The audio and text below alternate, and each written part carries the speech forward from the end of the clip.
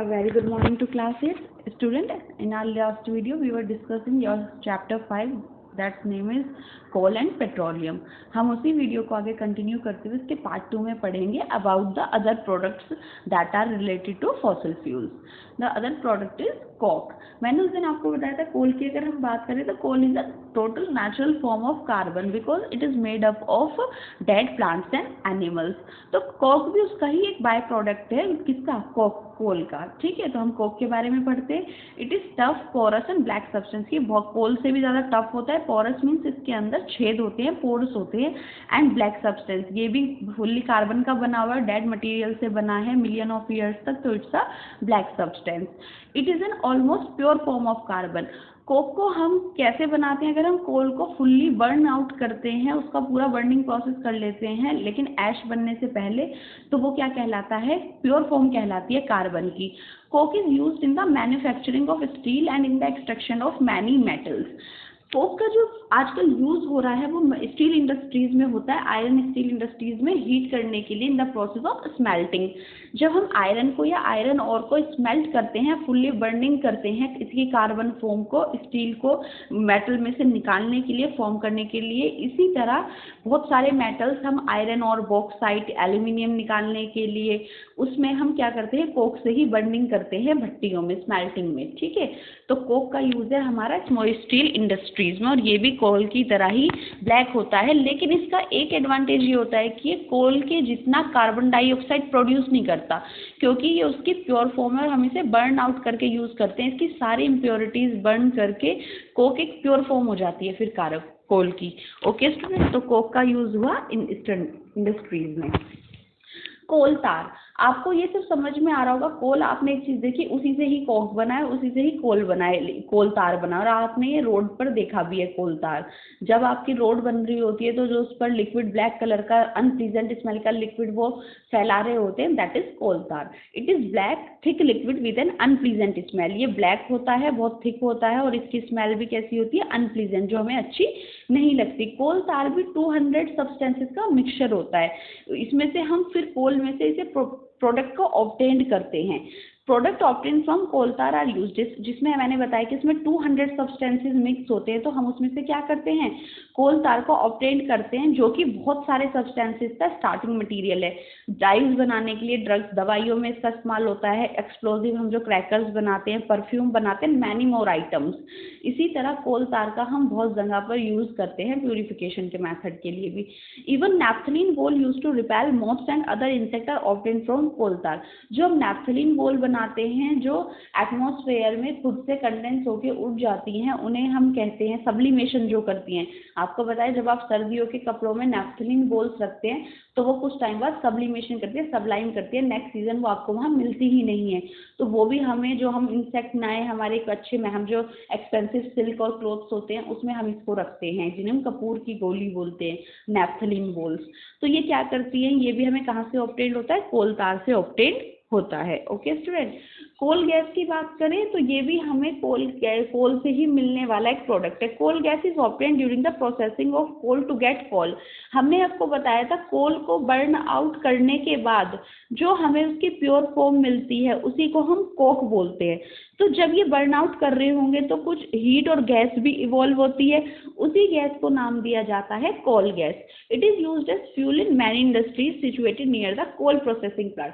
जहाँ कोयलों की खादान होती है, उस जहाँ पर हम कोयले से कोक बना रहे होते हैं, वहाँ पर ही हम इसका प्लांट लगाते हैं, क्योंकि वहाँ बहुत ज़्यादा अमाउंट में हीट और गैस प्रोड्यूस होगी, और वहीं पर हम इसका जो हमारी इंडस्ट्रीज वहाँ उसके आसपास है वो इसी का ही पाइपलाइन के थ्रू इस्तेमाल करती है. तो आपको क्लियर हुआ कैसे कोल गैस होती है? तो कोक, कोल तार, कोल गैस, ये सब क्या प्रोडक्ट है? ये सब बाय प्रोडक्ट्स है कोल के ही. Okay student, petroleum.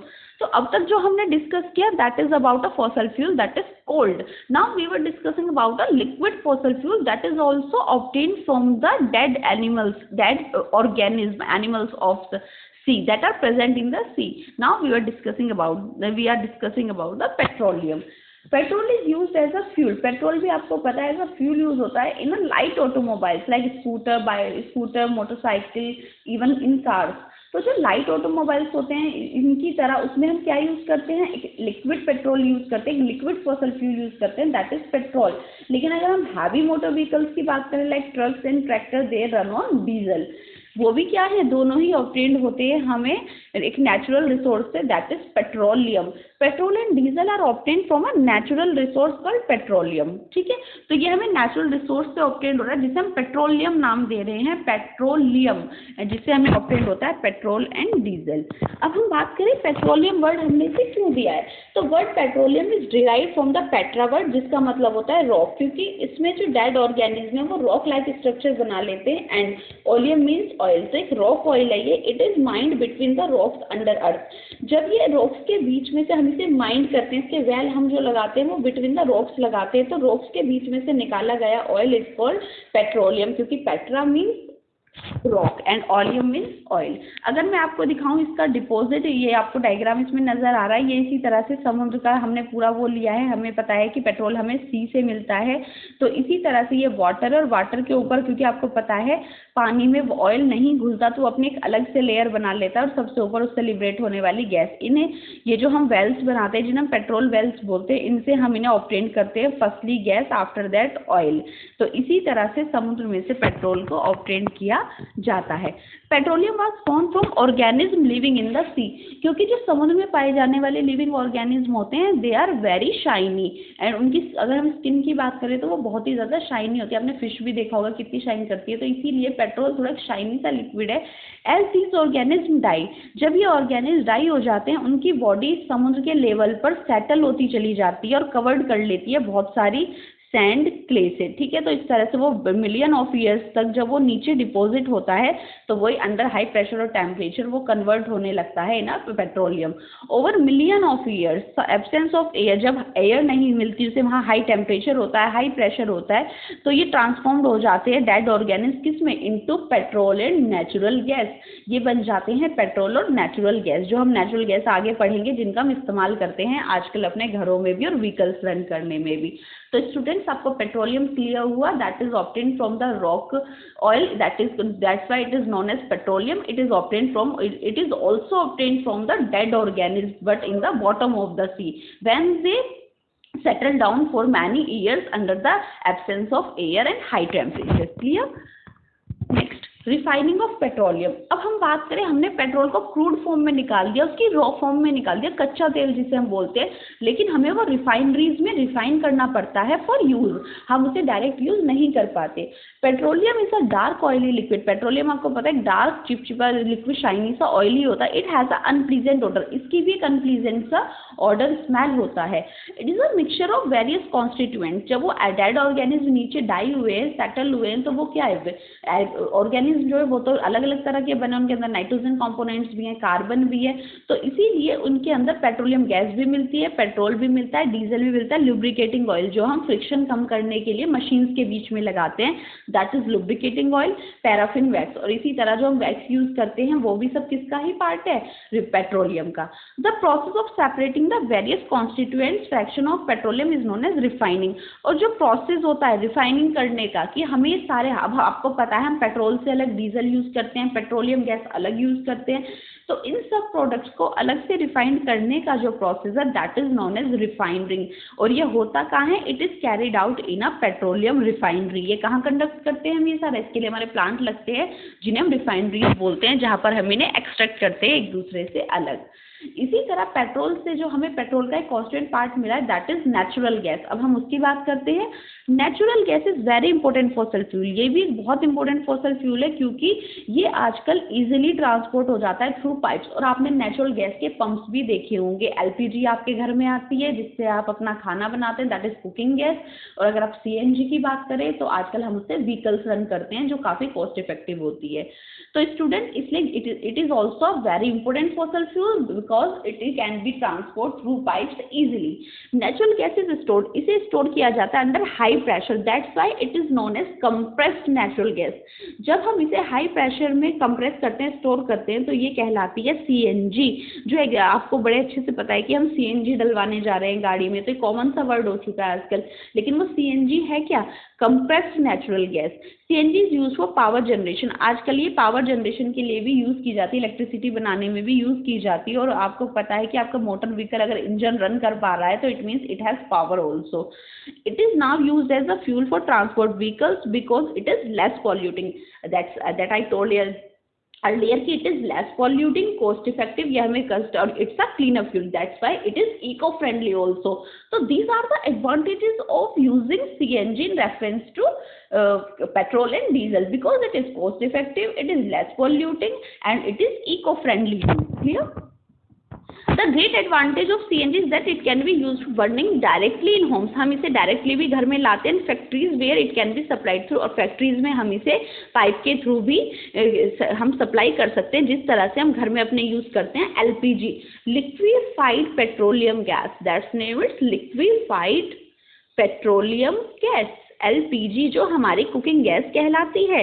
तो which gas is known as cooking gas? That is liquefied petroleum gas. It has a vast reserve of natural gas. अगर हम बात करें, इंडिया के पास बहुत ज़्यादा रिजर्व है नेचुरल गैसेज के।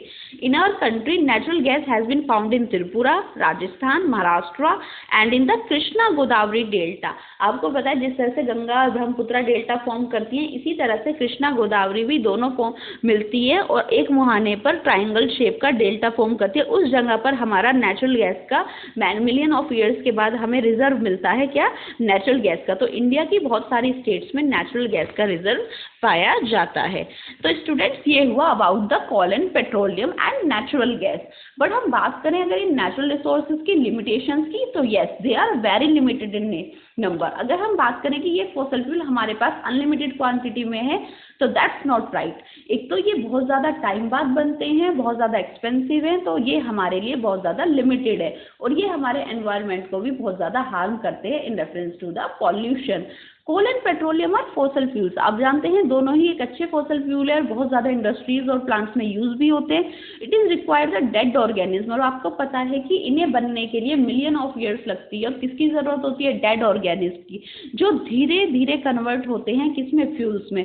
On the other hand, reserve of these will last only for few hundred years.